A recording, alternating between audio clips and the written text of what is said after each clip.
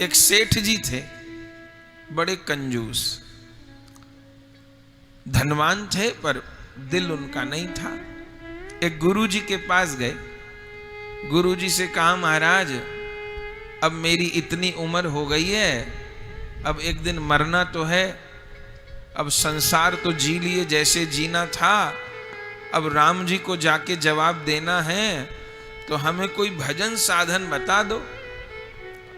तो उन संत जी ने कहा क्या भजन साधन करोगे? सेठ जी ने कहा महाराज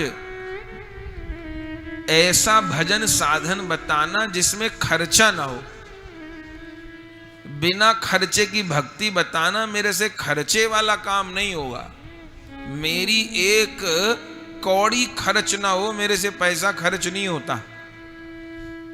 गुरु जी ने कहा ठीक है, बिना खर्चे वाली भक्ति बता देंगे, न कहीं जाना न आना, न रुपया पैसा खर्च होए, न सेवा में कुछ लगे। बोले यहाँ ऐसी सेवा बता दो मुझे, भजन बता दो, मैं खूब कर लूंगा। तो सिद्ध गुरु जी रहे होंगे, उन सेठ को मानसी सेवा बता दिए। मानसी सेवा माने शरीर से कुछ नहीं करना, धन पैसा खर्च नहीं करना, केवल मन से प्रभु की सेवा करनी है, उसको मानसी सेवा बोलते हैं। तो वो गुरु जी उन सेठ जी को मानसी सेवा बता दिए, सत्य घटना, और बता दिए कि ऐसे भगवान को उठाना, ऐसे स्नान कराना, और ऐसे श्रृंगार करना, फिर ऐसे मन से भोग बनाना, फिर ऐसे मन से भोग लगाना, ऐसे आरती करना, ऐसे शयन कराना, ऐसा सब बोलते हैं। अब कितने भाई बहन पूछते हैं कि महाराज घर में ठाकुर जी हैं और कहीं बाहर जाना पड़ता है, पीछे ठाकुर जी की सेवा करने वाला कोई नहीं, बताओ क्या कर। अब पहला उत्तर तो यही है कि भाई ठाकुर जी की सेवा की व्यवस्था करके जाएं। अब संयुक्त परिवार रहे नहीं, अकेले दुकेले सब लोग रहते हैं घर में ठाकुर जी, और कहीं जाना भी है गृहस्थी आदमी को, तो कैसे सेवा पूजा करें, ये प्रश्न बहुत लोग पूछते हैं। तो पहला उत्तर तो यही है भैया, सेवा की व्यवस्था करके जाइए, या किसी के यहाँ ठाकुर जी पधरा के जाइए, वो सेवा कर दिया, किसी को छोड़ के जाइए। पर फिर पूछने वाले कहते हैं कि ना हम कहीं छोड़ सकते हैं, ना कोई है जिसके यहाँ ठाकुर जी छोड़ दें, और ना कोई ऐसा है जो घर आके कर दे, जाना जरूरी गृहस्थ में, तो क्या करें, कोई भी रास्ता नहीं बचा तो क्या करें। तो उत्तर ये है, ऐसी स्थिति में आप जहां हैं वहां अपने ठाकुर जी की मानसी सेवा कर लीजिए। माने प्रत्यक्ष में घर में रह के आप जैसा करते थे, जब आप नहीं हैं तो आप जहां हैं, अब 10-20 मिनट का समय तो निकालना होगा ना, फिर वहीं पर आप उनकी मानसी सेवा कर दीजिए। मैंने मन से प्रभु का स्नान कराया, मेरे मन से प्रभु को श्रृंगार किया, मैंने मन से प्रभु को भोग लगाया, मैंने मन से प्रभु की सेवा की, मानसी सेवा उस समय करिए। तो सेठ जी को गुरुजी मानसी सेवा बता दिया, उन्होंने कहा खर्चा बर्चा मेरे से नहीं होगा। अब वो संत का वाक्य और उस सेठ की निष्ठा,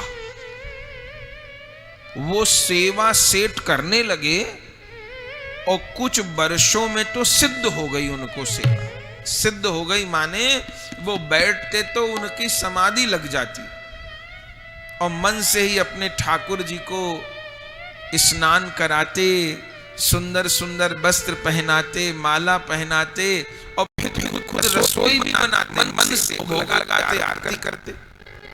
एक दिन की बात, अपने ठाकुर जी के लिए मन से खीर बना रहे थे।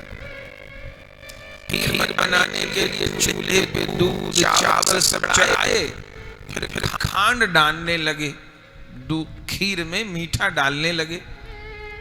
तो पात्र उठाया खांड का, लेकिन वो डाल रहे थे हाथ से, तो गलती से बर्तन छूट गया और ज्यादा खांड पड़ गई खीर में, ज्यादा चीनी पड़ गई। अब भजन तो कर रहे थे, लेकिन कंजूस भी थे। तो जैसे ज्यादा चीनी पड़ गई तो वहीं खीर में हाथ डाल के चीनी निकालने लग गए कि ज्यादा पड़ गई। ये चीनी तो कई दिन काम आती, आज ही खत्म हो गई सबरी। तो जैसे हाथ डाल करके खीर में से चीनी निकालने लग गए, क्योंकि कंजूसी के संस्कार तो थे, बंधुओं उस सेठ का हाथ जल गया।